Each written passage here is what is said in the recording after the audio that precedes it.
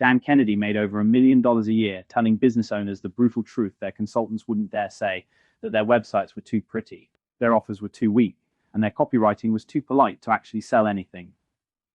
More than a decade after his heyday, marketers are still quoting his rules, still buying his books, and still struggling to follow the single principle that made him millions while everyone else settled for polite, forgettable copy that nobody remembers. Dan Kennedy wasn't a copywriter in the traditional sense. He was a marketing strategist who built a direct response empire by refusing to be nice about what actually sells. While other gurus softened their advice to keep clients comfortable, Kennedy walked into boardrooms and told executives their entire business model was broken. He consulted for information publishers, professional service firms, and hundreds of small businesses, and he charged premium fees because his systems produced measurable returns, not warm feelings. If Gary Halbert was the poet of direct mail, Dan Kennedy was its strategist. Halbert could write a sales letter that made you cry and then buy a hamburger, but Kennedy focused on the architecture underneath the promotion. Halbert obsessed over headlines and stories. Kennedy obsessed over pricing structures, back-end monetization, and the entire customer acquisition system. They were different ends of the same direct response sword, and Halbert himself acknowledged that Kennedy was the better businessman, even if his own copy was more entertaining. Kennedy didn't just write great copy. He taught a generation of marketers how to think about sales, pricing, and customer acquisition as a single unified system. Kennedy, these weren't separate disciplines owned by different departments. Every piece of marketing, every price point, every follow-up sequence had to work together to produce one outcome: a buyer who stays, buys again, and refers others. That systems first mentality is what separated Kennedy from the copy of the month club writers who couldn't explain why their work actually converted. Kennedy's most controversial position was on pricing, and it made enemies everywhere. He argued that most businesses, especially service businesses and coaches, were dramatically underpriced because the owners were afraid of what a high price said about them. They worried it would scare away customers, attract complaints, or make them look greedy. Kennedy's response was blunt.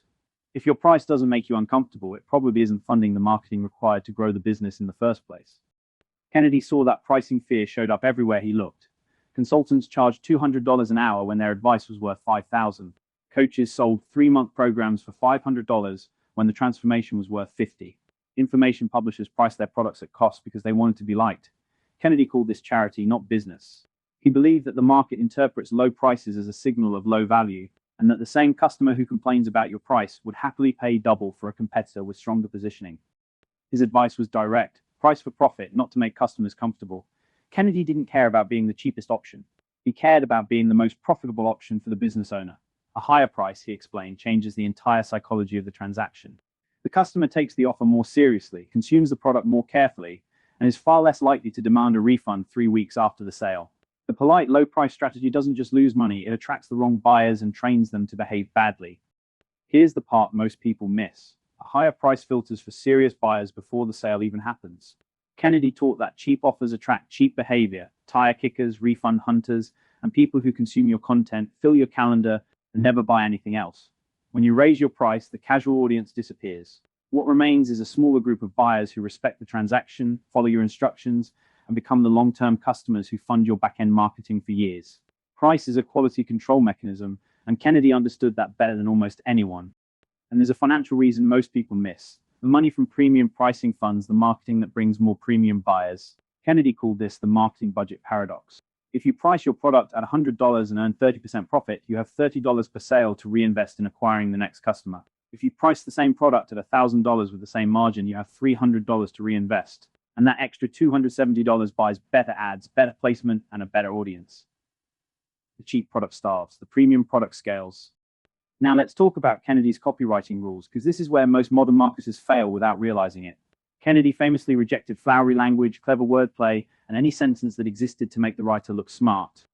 He believed that copy had one job and only one job: to move the reader from their current state to a buying decision. Anything that didn't directly contribute to that movement was decoration, and decoration, in Kennedy's view, was the enemy of response. Pretty words don't pay invoices. His actual rule was simple and unforgiving. Every single sentence in a sales letter should do one of 3 things. It should state a fact that builds the case for buying. It should tell a story that makes the offer feel real and personal. Or it should move the reader toward a decision by asking a question, presenting a deadline, or making an offer they have to respond to. If a sentence does none of those 3 things, Kennedy said cut it, no matter how clever it sounds in the writer's head. Kennedy applied this rule ruthlessly. He would write a 15-page sales letter, then cut it to 4 pages. He would write a 4-page letter, then cut it to 2. He believed that the first draft was always too long, too cautious, and too impressed with itself. Every paragraph had to earn its place. Every transition had to advance the argument. Kennedy once told a client that the difference between a good sales letter and a great one was usually about 2,000 words the writer was too afraid to remove. Editing was where the money was made. The reason Kennedy hated flowery copy was practical, not aesthetic. He had tested it repeatedly. His agency tracked response rates by paragraph, by sentence, and by individual word, and the data was brutal. Sentences that sounded beautiful in a copywriting forum consistently underperformed sentences that sounded blunt, direct, and even slightly rude. Kennedy's conclusion was that customers don't read your copy to enjoy it. They read it to decide whether your product solves their problem. Every adjective you add without a corresponding reason to buy is a tax on the reader's attention, and most readers won't pay it. So what would Dan Kennedy say about AI-generated copy? He would have had two thoughts, and marketers would be wise to consider both. First, AI copy is only as good as the strategy behind it. The tool doesn't fix a broken offer, a confused message, or a weak price point. If you feed a sophisticated language model the same vague brief a junior copywriter would receive, you'll get the same vague result, just faster and in better grammar. AI amplifies whatever is already in your inputs, including the strategic mistakes. Kennedy would have drilled into marketers that AI is a production tool, not a strategy tool. The hard part of marketing was never typing the words. It was deciding what to say, who to say it to, what price to charge, and what mechanism brings the next customer through the door. AI can write your sales letter in 30 seconds, but it cannot tell you whether your offer has a real value equation, whether your price is set for profit, or whether your follow-up sequence is built to convert. Those decisions are still yours. Kennedy's second thought on AI copy is the one that would have made him angriest. The biggest mistake AI users make is asking the tool to write soft, corporate-sounding copy that doesn't sell. They prompt it with phrases like professional tone, friendly introduction, and brand-appropriate language, and then they wonder why their conversion rates stay flat. They have trained the AI to produce the same polite, forgettable copy that Kennedy spent his entire career telling marketers to delete. The tool is only as aggressive as the prompt, and most prompts are designed to be safe, not effective. This politeness problem runs deep. Marketers tell themselves that aggressive copy feels pushy, that direct copy feels salesy, and that customers prefer soft language from a brand they trust. Kennedy would have laughed, then shown them the data. The customers who say they prefer soft copy are not the customers who actually buy.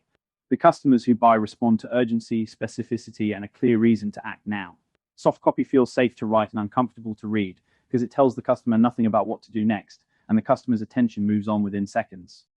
Here's how most marketers are using AI wrong. Kennedy would have spotted it on day one.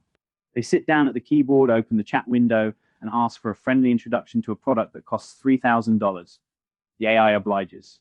It produces a warm paragraph, a balanced paragraph, and a closing paragraph that suggests the reader might want to learn more. There is no offer. There is no price. There is no deadline. There is no reason to buy, and everyone involved pretends this is a finished sales page.